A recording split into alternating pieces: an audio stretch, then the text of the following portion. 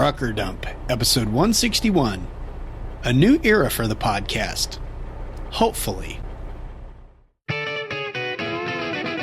Welcome to Trucker Dump, where you'll get one driver's insights and sometimes humorous views of truck driving and the trucking industry, and pretty much anything else he feels like dumping on you.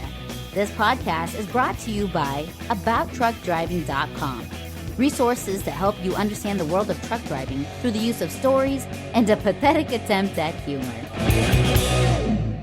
Hey, Trucker Dumpers. Welcome to a new era of the Trucker Dump podcast. Well, maybe. We'll see. First, for anyone new to the show, let me introduce myself. I am Todd McCann. I am a 25-year trucker. Part of that solo, part of that team, most of it over the road. Recently gone to LTL and loving that, as you can tell by listening to past episodes. Big proponent of the LTL lifestyle now. So anyway, I have been blogging about trucking since 2009. I turned it into a podcast in 2012, been doing it ever since. Well, on and off, which is kind of what this whole episode is about.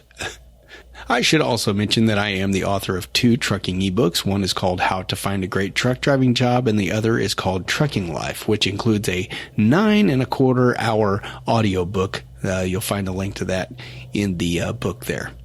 You can find everything I do, including all my social media and how to contact me, at abouttruckdriving.com. So, what is this new era thing about? Well, okay.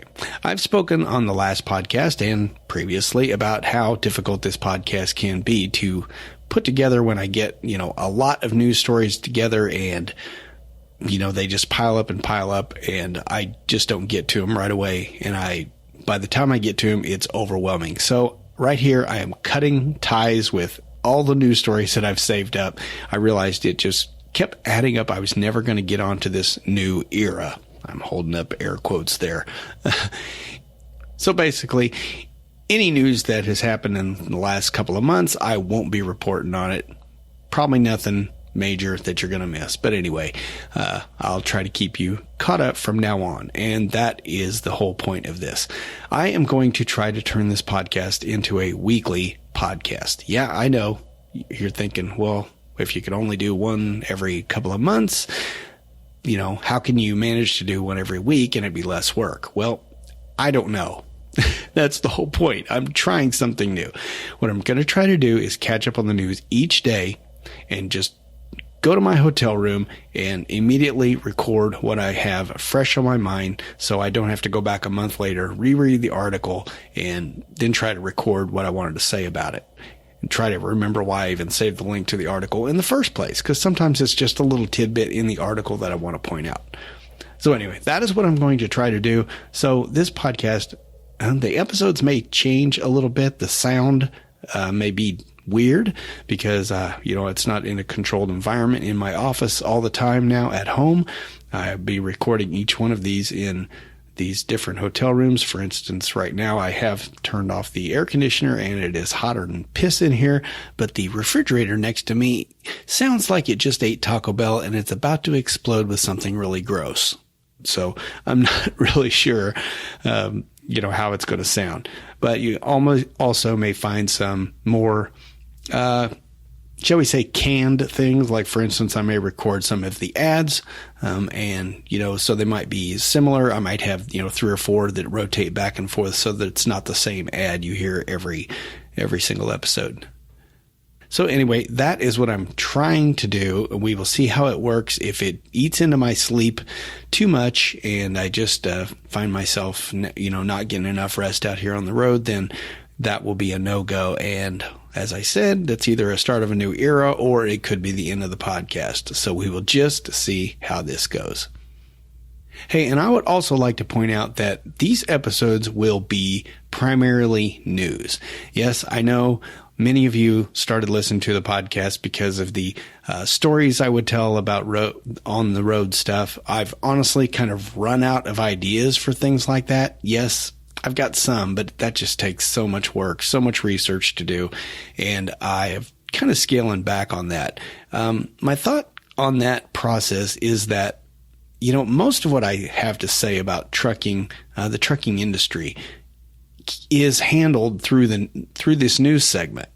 So I'll read an article and then I'll have something to say about training, for instance, or under 21 truckers, or the new FMCSA rule that's coming out, or some exemption that they've added, and I've got all these thoughts about it. And why write a whole article about it when I could just comment on news stories as they go? Now, if something special comes up and I think I haven't covered this in a while, or it's a evergreen topic that can just be in the archives forever, then and it was good for generations to come, so to speak, then yeah, I may take some extra time and record one of those and maybe just skip the news that week to make it easy on myself. Anyway, the whole goal here is just to try to make this easier so I can kick out a podcast more often and just get on a steady schedule. I'll be frank with you. I'll be Todd, but I can be frank too. God, I'm cheesy. Anyway, what I was going to say was that I'll be completely honest. I have been, even in my time in the hotel room, I screw off way too much. I've got time to do this podcast. I just need to, I think I do anyway. I just need to focus and quit watching so much Netflix and goofing off on Facebook and, stuff like that. So I'm going to try to stay focused. So with that, let's just get on with the news. I was hoping with this new era that recalls would go away, but they just won't go away. So I guess we should start off with one. Or two, or however many I come up with. First off, let's cover the big dog. This covers 17,600 Kenworth and Peterbilt trucks. Wow. Found this one on overdriveonline.com. Of course, there will be a link in the show notes to all of these articles that I talk about. Show notes can be found in your podcast app, or you can go to abouttruckdriving.com and search for episode TD161. That's where all of these notes will be found. So anyway, back to this lovely recall. This involves the Dana D-Series axles. Apparently the axle steer arm fasteners that attach the steering arm to the steering knuckle could fail. And this is in a large number of Kenworth models ranging 2018 to 2020, and Peterbilt also same year, 2018 to 2020. Of course, Kenworth and Peterbilt will be reaching out to the customers who bought these vehicles, but again, the reason I do these recalls is if you are a company driver and you're driving a vehicle like this, you might want to know something's wrong with it because your carrier may not let you know immediately. But anyway, to check to see if the model of truck that you drive is listed here, just check out that link in the show notes. Also, there is a couple of smaller ones. One is for just 45 trucks, international buses, which probably most of you don't drive. There's another one affecting 15 Western Star 47 and 49X trucks, caliper mounting bolts. That's a tiny little one. Yeah, I don't even know why they bother mentioning it. Well, I guess because it's important if your caliper mounting bolts may loosen and detach. I guess that's why they mention it. Brakes are important, right? And in another overdriveonline.com article, I found this one involving 200 Freightliner and Western Star trucks. Yeah, that's not a whole lot of trucks, but, it's enough to note anyway. This recall almost seems like more of a clerical error. It's kind of weird. Anyway, it says the gross axle weight rating, that's the GAWR, listed on the federal certification label is incorrect, which can allow the trucks to be overloaded. So anyway, this affects some 2020 Freightliner Cascadias, 2020 through 2022 Western Star 4700 and 5700s, 2022 Western Star 4900s, 2020 through 2023 Freightliner New Cascadia models. So if you're driving one of those, or you didn't quite keep up with my stuttered language there, go to the link in the show notes and check that one out. There's also another tiny one involving 24 model year 2020 Freightliner Cascadias, in which the anti-lock brakes and the electronic stability control may be manually disabled, and we don't want that either. So there's that. And in other recall news from FreightWaves.com, Navistar recalls certain LT tractors due to improper battery cable wiring. This is about 2,800 of their international LT tractors across 5 model years. Like I said, improper battery cable wiring. It wasn't actually the wiring, it was the routing. Apparently, Navistar had specified a certain way to route the cables when these trucks were upgraded with a special inverter system from Navistar Truck Specialty Center, TSC. Anyway, this is between 2017 and 2022. And it's the 1500 watt Perky's, never heard of that brand, Perky's inverter system. And again, the inverter cables were not routed properly, and a couple of cases they shorted out and caused fires. So that's how they discovered that. You don't want to discover that's how your recall, you need to recall something when, a truck burns to the ground, right? That's a bad plan. So anyway, for all the details on this one, check out freightwaves.com. And hopefully that will be the end of the recalls. Hey, here's a heads up from CDLLife.com. No sooner do we get rid of one safety blitz than another one's right around the corner. This one's from the CVSA, the Commercial Vehicle Safety Alliance. This is the Brake Safety Week. It's coming August 21st through 27th, and this year they're going to be focusing on brake hose, tubing, chafing violations, anything to do with brakes. They're looking for air leaks, rusted parts, broken parts, low brake pads, just any of that stuff. There's a link of pretty much everything they're going to be looking for, or there's not a link. Go to the link here in the show notes and you'll see a list of pretty much everything they're going to be looking for. They're looking for the PSI coming through the airlines. They're looking to make sure even little things like the ABS malfunction lamp is working, the little yellow light back on the corner of the trailer. And we all know we ignore that one sometimes, don't we? And just keep on moving. So make sure during this particular week of August 21st through August 27th, you are not pulling a trailer that has that ABS malfunction lamp just shining on a DOT officer's face. You don't want that, right? Now, the reason they chose brakes this year is because, according to last year's International Road Check data, 38.9% of all vehicle out-of-service violations were brakes. About 12% of all trucks were put out of service for brake violations. So you can see it's a problem. Truckers tend to let that go.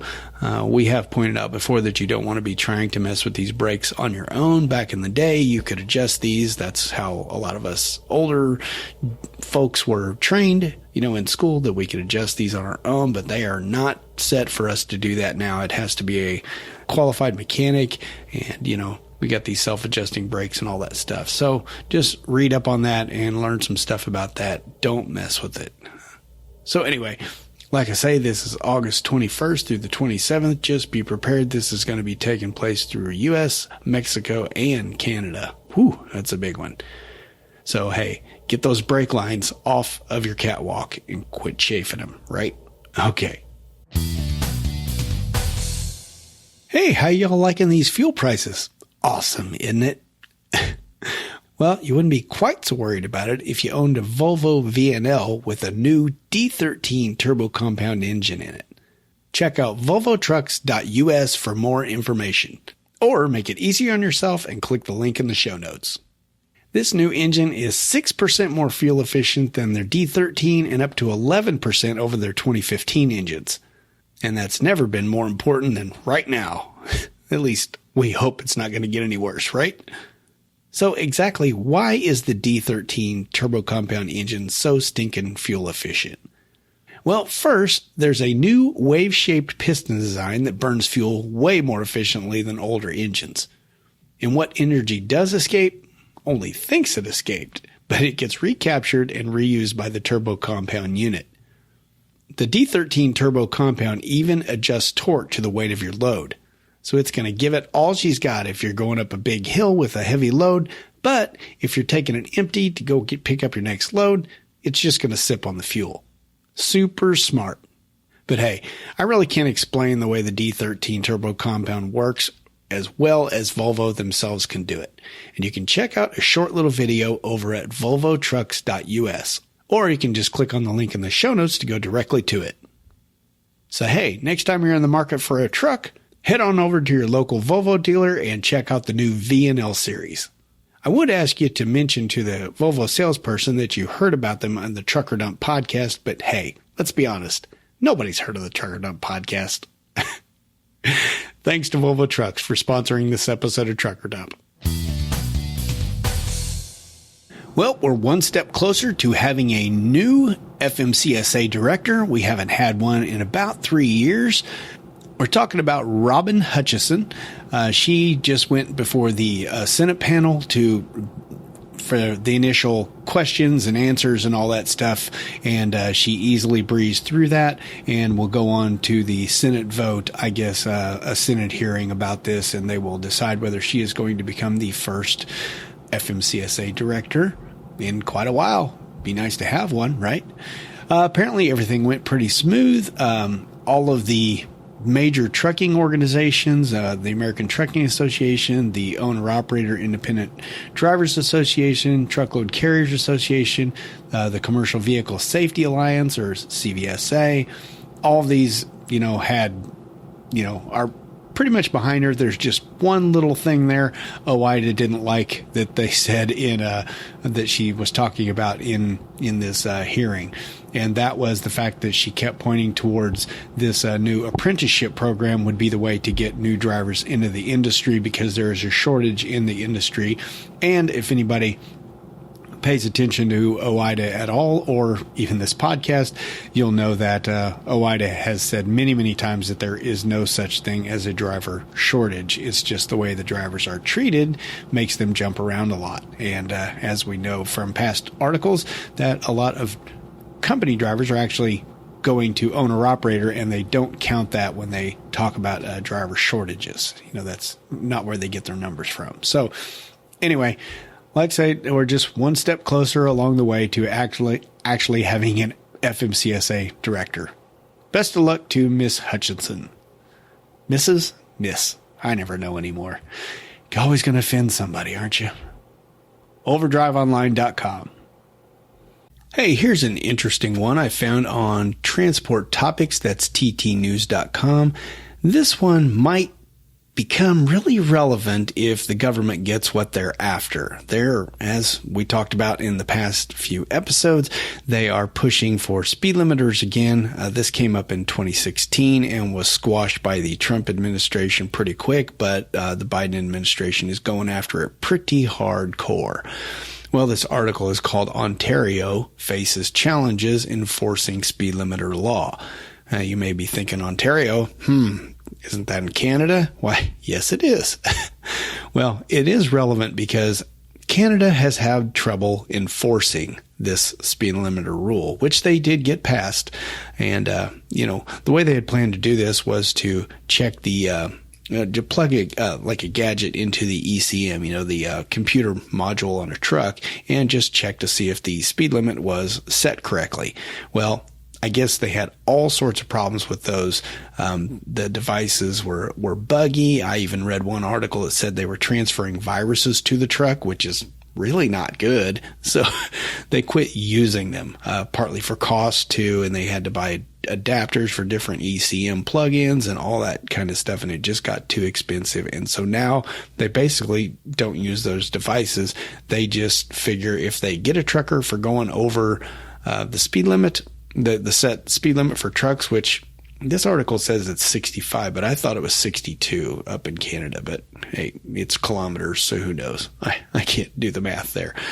But anyway, like I say, they're just now they don't even bother trying to enforce it. With the device, they just say, hey, if you're speeding, clearly it wasn't set right, which is wrong, because if you're going down a hill, something like that, I don't know how. Anyway, the whole point of this article is that the U.S. faces similar problems, right? So how are we going to enforce this? And they're saying this lady in here, her name is Carrie Wierachowski. Hope that's right. She's the director of Roadside Inspection Program for the Commercial Vehicle Safety Alliance, or the CVSA. And she says there are all kinds of problems. Not, like I said earlier, not every ECM port is the same. And you can make changes to the truck that would cause the speed limit to be correct set in the truck, but you could still go faster. For instance, gearing changes or tire size or something like that.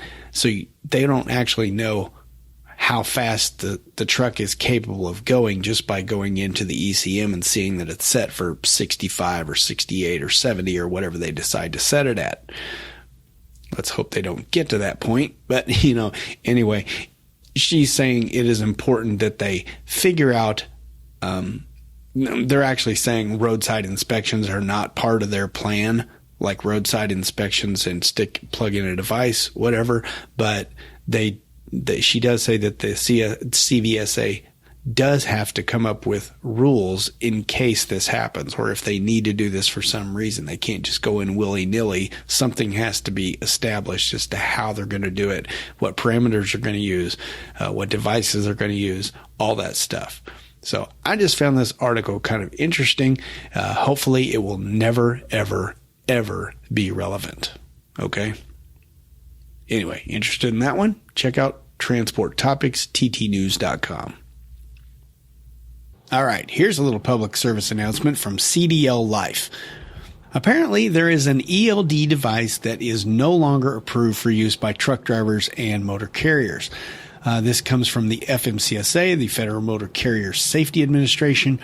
Effective June 24th of this year, the FMCSA says the Arion T ELD, that's ARION T ELD, has been removed from their list of approved devices, adding that they revoked it because the company had a failure to meet the minimum requirements. I guess they were given an ultimatum, update and get everything up to date and follow the rules or get out, and they chose not to update. So if you have an Arion T ELD, here is what the FMCSA is saying you need to do. First, obviously, quit using the device. It's no longer legal. You can revert to paper logs or logging software, and make sure you keep those hours of service up to date. And secondly, of course, replace it with a different ELD, because you do still have to have an ELD in any truck that is after a 1999. Is that right? Yeah, I think that's right. Don't quote me on that. I should know that, but I don't. Well, I think I know it. I'm just unclear. How clear is that? Clear as mud. Anyway, you have to have this device replaced by August 24th. They say carriers will have a 60-day grace period to replace the revoked device with a compliant device. That's because, a carrier is going to have a lot of those devices. It may take a while to get the funds together and, get all those ordered and set up and all that stuff. So they're giving them a little bit of leeway there. And the FMCSA is also, air quotes, encouraging safety officials not to cite drivers who are using the Arion T ELD. Trying not to say, write them tickets for no ELD or fail to use ELD, anything like that. They're advising them just to, give them a warning and check their paper logs or their logging software, or even use the Arion itself as like a backup. To just kind of give some leeway is what they're saying. Don't be too strict on this. I feel sorry for anybody who bought one of these. Anyway, so if you got an Arion T ELD, make sure you have that sucker replaced by August 24th of this year. The FMCSA, how they love to dive into our pockets. Anyway, you can find this one on cdllife.com. Hey, you know how I said earlier in the episode that I skipped a whole bunch of news for the past while because I was just never going to get caught up? Well, this article is not one of them, but it just goes to show how much I missed. So if you're trying to keep up on the news, you're missing out a lot with the last month and a half or two since I have posted. But anyway, this one I found on overdriveonline.com. USA Truck acquired by DB Schenker. Now, if you don't know the name DB Schenker, I recognized it, but I wasn't exactly sure what they did. It says they are one of the largest logistics service providers in the world. They bought USA Truck for $435 million, all in stock.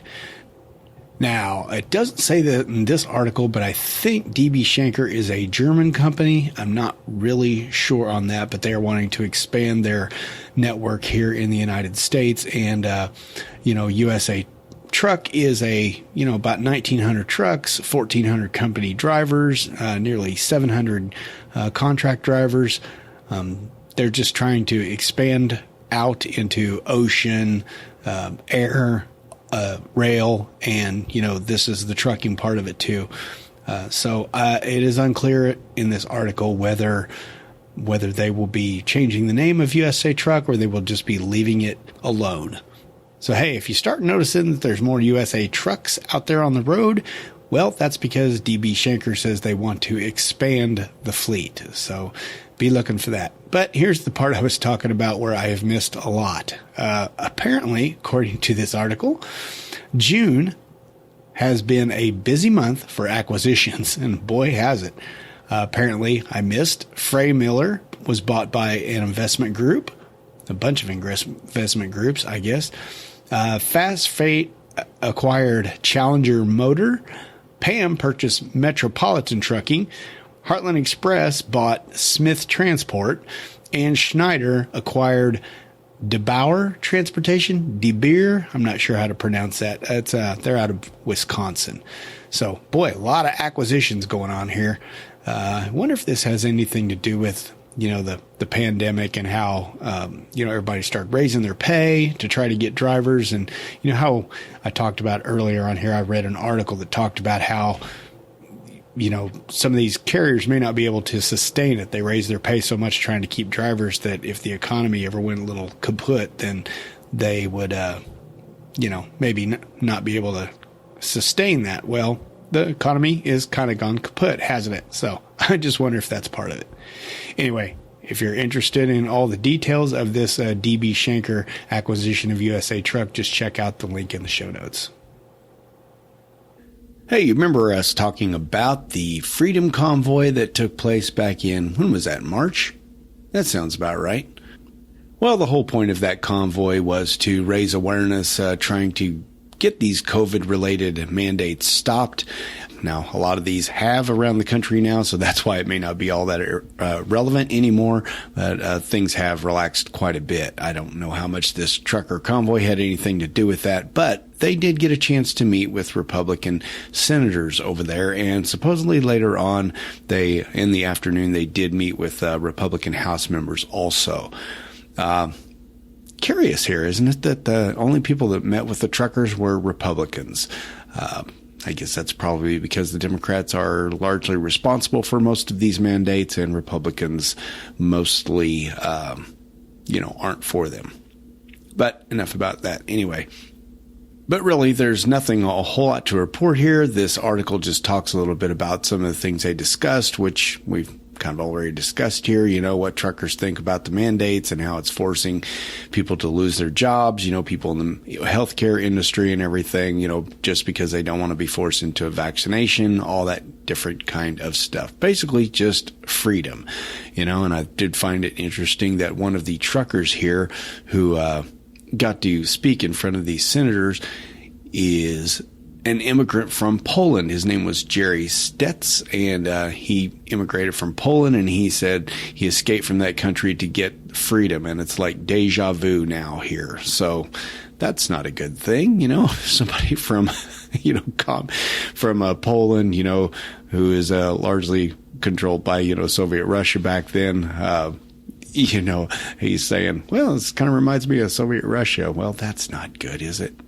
Anyway, like I said, thank God most of this has passed. Let's just hope it keeps on going with this, and, nothing comes back and we don't get any weird variants that everybody freaks out about again. Yeesh. But, I found this really interesting because I had conflicting articles here. Both of them on overdriveonline.com. This one, like I said, the People's Convoy got to go in, meet with the senators. Everything was fine. They did laps around the, around the Capitol and everything. That didn't cause any problems whatsoever. No, they didn't block any lanes or anything like that. So that's great. And mission accomplished. They got to talk to some senators. All was well. But then we flip over to this other article that is entitled People's Convoy Members Sue DC for Alleged Free Speech Violations. Okay. Well, this one I'm a little confused on because it says that it says that it was related to the People's Convoy, yet this seemed to be something different. Now, I'm not really sure if they were a part of the Freedom Convoy or they just kind of latched onto the side of it because they saw it was going on. But there's 16 plaintiffs here, and they're all saying that their free speech was violated. This is 13 individuals, it says. Well, it says 16 above and then plaintiffs, but 13 individuals. Anyway, they plan to drive, to D.C. to protest the emergency declaration of the COVID-19 and policies and all that stuff. But they also wanted to honor the 13 service members who lost their lives in Afghanistan in 2021. They called this 13 trucks for 13 fallen soldiers, and reportedly they were denied into the district because of the District of Columbia's Metropolitan Police Department had set up blockades. And they're saying this denied them their free speech because they could not get inside to talk about this, all of their issues. Well, I'm a little confused by this, honestly, because didn't the trucks from the Freedom Convoy, did they get inside the circle or did they not? I thought they got inside the circle, but maybe they just parked outside and traveled in by car. I don't know. Again, I'm no lawyer, I'm no judge, but to me this seems a little weird because, this lawsuit is saying that the District of Columbia violated their 5th and 14th Amendments, the rights to due process, and, just their right to free speech in the First Amendment. And, okay, well, the other group got to voice their opinions. So just because they won't let your trucks in the district, which is against the law, you're not supposed to be inside the loop in D.C. if you're not aware of that. No trucks are allowed on the inside of the loop of 495. The 495 loop. Well, not big trucks. I think, box trucks have to go in there and deliver and stuff. But the big trucks are restricted to the loop on the outside. So I don't really know what thing them think that they have the right to go in there.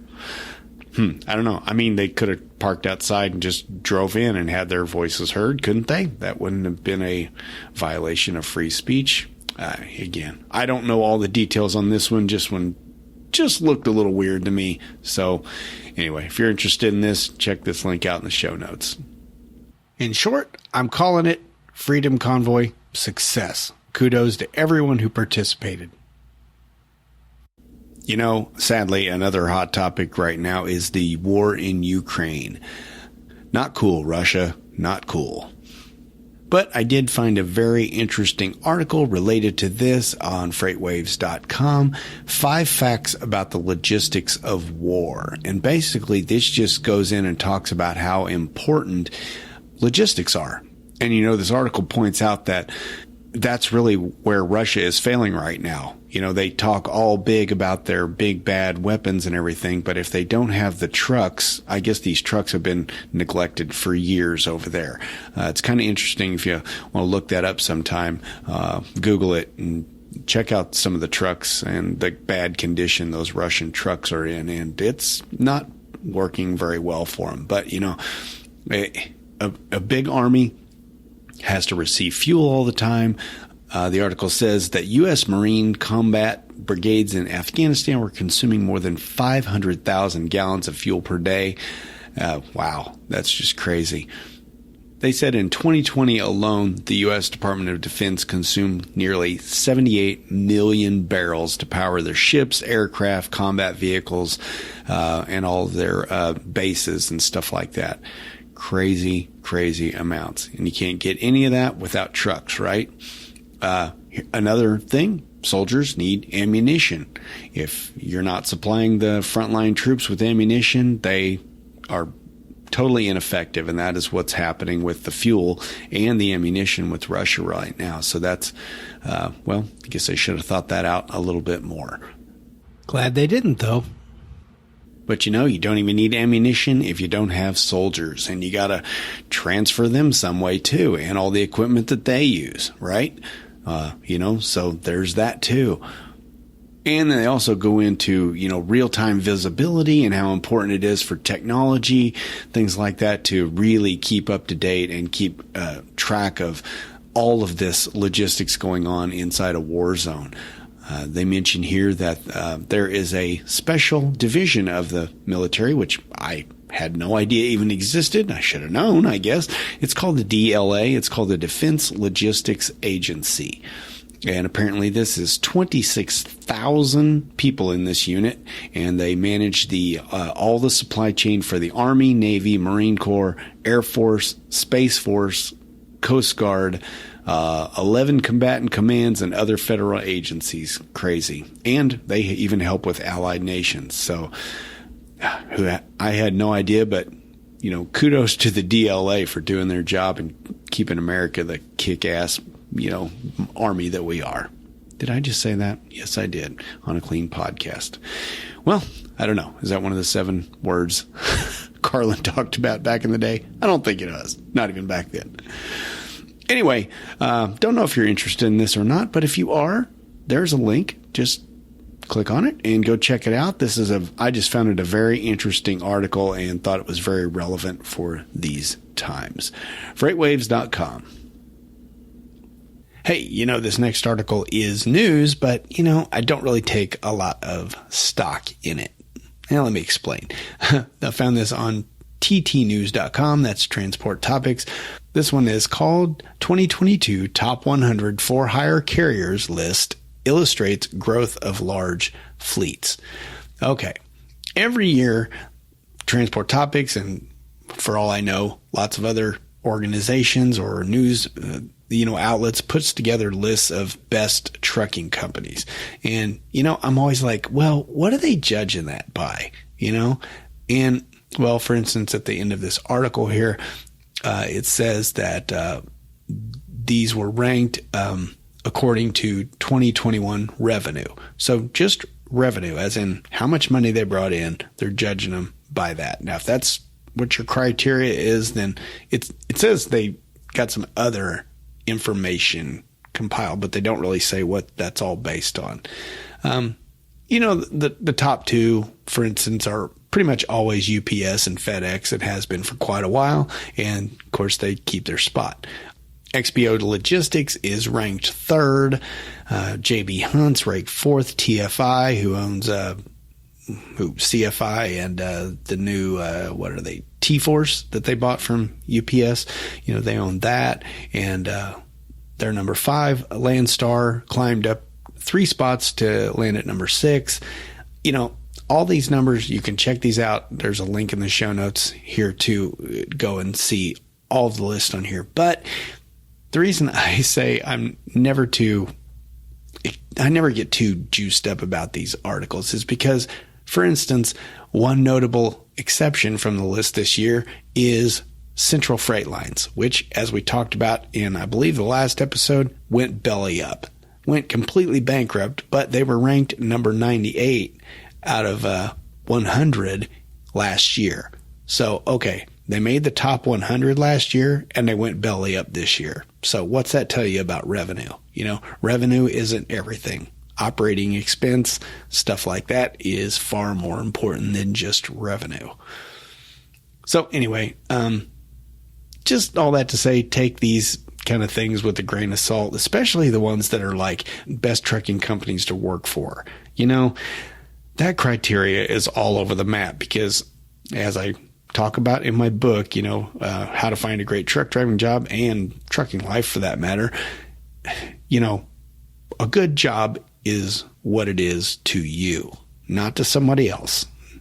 Somebody else's criteria doesn't matter one bit. Maybe their top priority is money and your top priority is home time. Two totally different things. Maybe you need awesome benefits and the other guy is, 22 years old and doesn't really care that much about benefits at this point in his life because he's never probably going to use it for a while, right? So anyway, like I said, all over the map, take this stuff and just look at it, not through rose-colored glasses, okay? Moving on.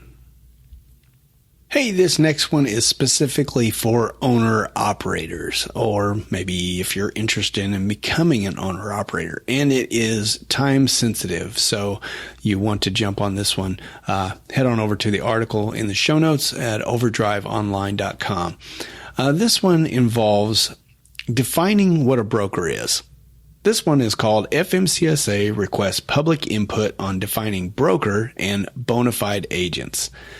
As we talked about in recent podcasts, the Biden administration has, as part of their infrastructure package, they want to look at a lot of aspects of trucking, one of them being brokers. There's a lot of shady brokers out there, and they want to look at them and see if they can do something about eliminating them.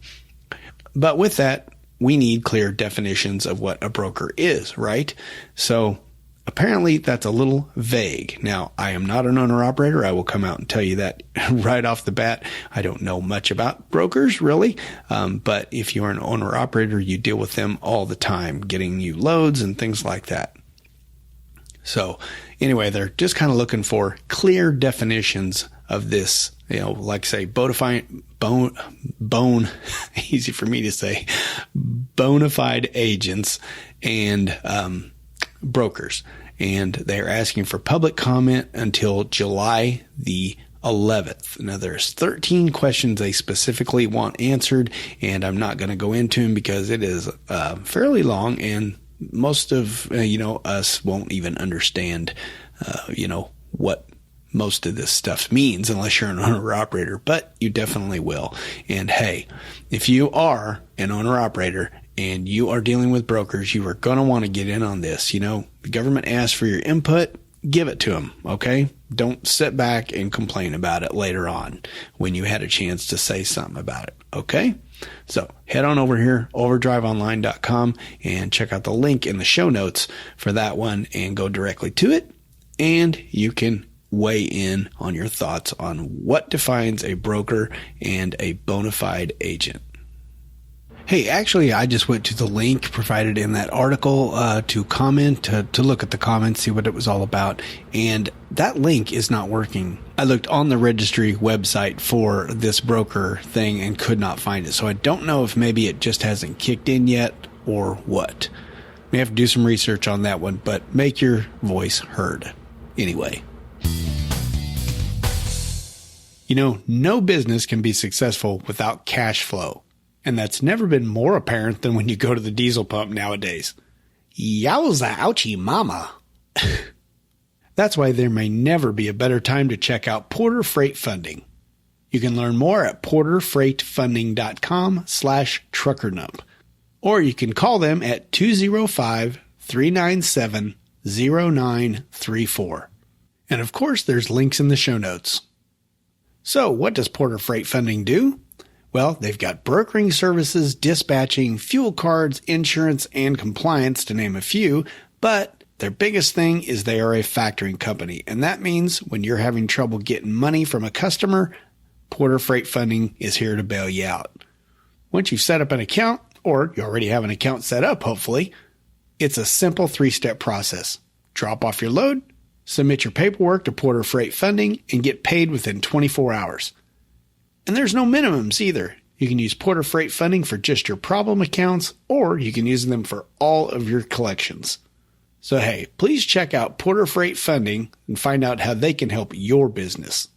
Again, you can find them at porterfreightfunding.com/truckerdump, Trucker Dump's all one word, or give them a call at 205-397-0934.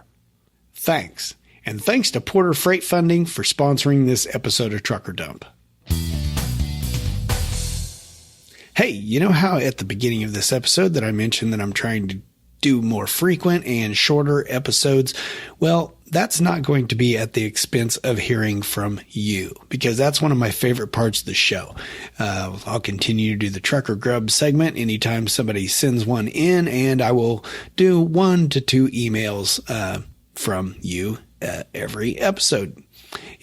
Now that I'm doing, once a week, I may not get enough feedback on that, so I'll skip it if I need to, but hey, as long as we got something, I will do it. And we've got both this time around. Let's start with Trucker Grub from Bruce. Give us a bottle of your finest champagne, 5 shrimp cocktails, and some bread for my brother. What's that? Sushi. Sushi? Boy, some chicken wings have really hit the spot. This is a tasty burger. Don't play with your food, eat it. Hello, Trucker Dump Group. Bruce Phelps here. I wanted to mention one more restaurant that's a favorite of mine. And if you've not ever been there, it's going to be a favorite of yours. This is in Bethany, Missouri, off of I-35, north, just before you get into Iowa. This is exit 92. There's a couple little fuel stops you can park at and call these folks and they'll come get you. It's a beautiful day. It's not that far a walk. You can also park at Walmart. It's an even closer walk. I highly recommend Toot Toots. Very good decor, buffet, great food. You won't want to leave. Okay, that's my last report. Everybody have a blessed day. Psst. Hey, Bruce, you forgot to mention the name of the restaurant. Small oversight there. No worries, though. We got you covered. The restaurant Bruce is talking about is Toot Toot Family Restaurant and Lounge, and they are, like he said, located at I-35 and Highway 136. I did check this out. It is a short walk, like he said. It shows to be 0.7 miles. They show that to be a 13-minute walk from Walmart, if you're interested in that. They are open from 6 a.m. to 10 p.m. The website here says they have a menu of home-cooked burgers, steaks, salads, and they serve breakfast from 6 a.m. to 2 p.m. And they have a full buffet every single day. Gotta love that, right? And man, I'm looking at a list on their Facebook page of all the stuff they have on their evening buffet. It's the $13.99 for a buffet. That's pretty good. They got fried chicken, cheeseburger sliders, ham, catfish, country fried steak, shrimp Alfredo, chicken tenders, pepperoni pizza, Parmesan chops, corn, green beans, lots of veggies here. Steak fries, apples, large salad, and dessert bar too. Man, looking at the photos here, this looks freaking awesome. Hey, can't believe I live in Missouri and have not heard of this. Well, again, that is the Toot Toot Restaurant and Lounge in Bethany, Missouri. I'll put a link in the show notes to their Facebook page, which is the only page they have. And be sure not to mix this up with, there is a Toot restaurant in, there's a chain of them in Tennessee. So just make sure you're looking at Toot Toot Family Restaurant and Lounge in Bethany, Missouri. And thank you, Bruce, for submitting this. I look forward to trying it the next time I'm in that area. Good home cooking. If you'd like to tell me about your favorite restaurant where you can park a truck and walk to it, or hopefully don't walk, because, hey, it's hard to walk after your belly's all full, right?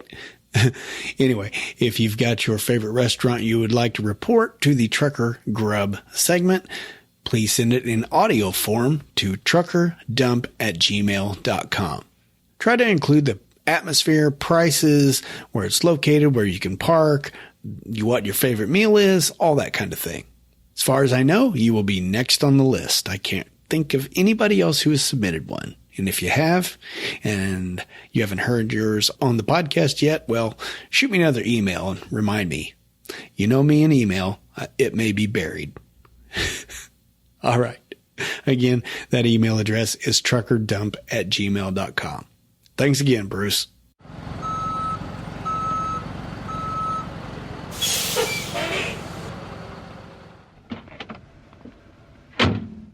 Hey, yo, bud, where do you want this load of feedback? Right here, man. Right here.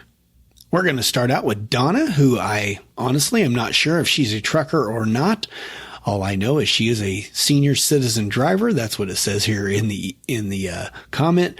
Anyway, this one is on Trucker Dump 95. 4 reasons that trucker might be tailgating you. Yep, one of my most commented on episodes so far. And she writes, no tailgating, period. All caps. It's too dangerous. I've seen too many chain reaction accidents. As soon as I notice that someone is tailgating me, I turn on my hazards and take my foot off the gas pedal. They get the message and go around. I've been doing this for years after being rear-ended. It has never failed me yet. Bumper to bumper, butt to butt. Get off my $. You crazy nut. I'm keeping my $1,000 deductible in my pocket. Signed, Senior Citizen Driver, Donna. Well, Donna, thank you for your input on this. Yep, that will do it. People are impatient, are they not? You know, if somebody's tailgating you, tap the brake. They see the brake lights. They almost instantly go around you. That is just awesome advice. Thank you, Donna. Appreciate you. Next up, we've got a short little email from Dakota Stott. She says, hey, Todd, I'm trying to see if the trucking life is right for me, and I'm looking for experienced folks to talk to. Is the Slack group still open to join? Yes, it is, Dakota, and I have sent you an email, and you have joined. You have an awesome username, Dumpy Grimbo. Not sure what that stands for, but it's pretty great. I like it. It makes me chuckle. Anyway, we haven't heard from you in there so far, but hey, when you're ready to find out more about the trucking life, just pop up in there and ask some questions. Everybody's always eager to help in the Trucker Dump Slack group. And hey, if you're a trucker out there looking for a good community to be a part of, try joining the Trucker Dump Facebook page or the Trucker Dump Slack group. Slack group's a bit more active. I'm a bit more active on there too than I am the Facebook page. But either one, whatever floats your boat. You can find links to both of those at the very bottom of the show notes, which, by the way, are way shorter now that these episodes are shorter. Thank God. Thanks for writing and joining, Dakota. And lastly today, we're going to hear from Nicholas. He writes, where are you, Todd? We miss you. Anyways, I don't know if you remember me, the guy who let you know about the hacking. Yeah, I remember you, Nick. Anybody who calls out my goofs, I remember you. He says, I finally got my Class A and about to go for truck driving school soon and working for a stone company who I'm going to drive for. It's local and I'm so excited for my dream job. You were such an encouragement for me. Thanks. Well, thanks to you, Nicholas. That really pumped me up. I like to be an encouragement for people. That's kind of my goal. So, Nicholas, were you successful getting through truck driving school? What was your experience like? Are you working for your stone company? Is it your dream job? Is it everything you ever hoped for? This email was sent on April 7th, and you're probably a trucker by now. Let me know. truckerdump@gmail.com. Well, that will do it for hopefully the first of many shorter episodes. I know this one is actually a bit longer than what I initially planned because I honestly had already had some of the stories recorded before I decided to do this. So probably the next one will be shorter. We will see. If there is a next one, that is. God knows if this is going to work. Anyway, cross your fingers, say a prayer for me, whatever you want to do to help. I appreciate it. And hey, one more thing. I need a favor. Please write me, truckerdump@gmail.com, and tell me if you ever click on the fast forward buttons for the chapter to go jump to the next chapter. Like if you're just ready to go on to the next story or something like that, or if you just listen to the podcast straight through, because quite honestly, the chapter markers in there take some extra time, that would speed up my process a little bit. So if you never use them, whether you do or don't, just write me. You know, I got, I don't know, 1,500, 2,000 people who listen to this show. I expect that many emails, okay? Please, for once, please, just truckerdump@gmail.com. Tell me whether you use the chapter or not. I am still going to put all the links in the show notes, but the chapter markers are a different thing. Again, if you never use them, tell me, please, so I don't have to do it because it's a pain in the butt. But I will, because it is handy for some of you who actually use that feature. Anyway, let's say we finally get out of here. Look at me go, under an hour. The next one will be shorter for sure, provided there is a next one. And hey, make sure you stick around for the bloopers, because you know those aren't going anywhere. There's always going to be blurper. See? Bloopers when it comes to me. Oh, wow. Hey, thanks to our sponsors, Porter Freight Funding and Volvo Trucks.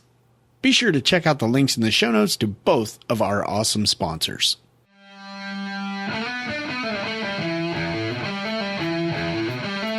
Well, what's the verdict on the new style of show? The thing I'm worried about the most is that the show just won't quite flow quite the same because I won't have all the segues in between stories and stuff because I clip it up into little pieces. But anyway, let me know what you think. Email me at truckerdump@gmail.com. You can find show notes for this episode in your podcast app or go to abouttruckdriving.com and search for TD161. And be sure to check out the ebook combo pack for just $14.98. What a bargain. Well, as always, thank you for continuing to listen. I really appreciate it. So until next time, drive safe and stay out of my way. You can find everything I do at a buck. A buck? What's a buck? It's called FMCSA requests public input. Okay, whatever that is. In the article. So I'm not sure what's up with that. I looked on the registry website on the website. Registry website on the website? Testing 1 2 3 4. Testing 1 2 3 4. What was that crack in my voice? That was weird.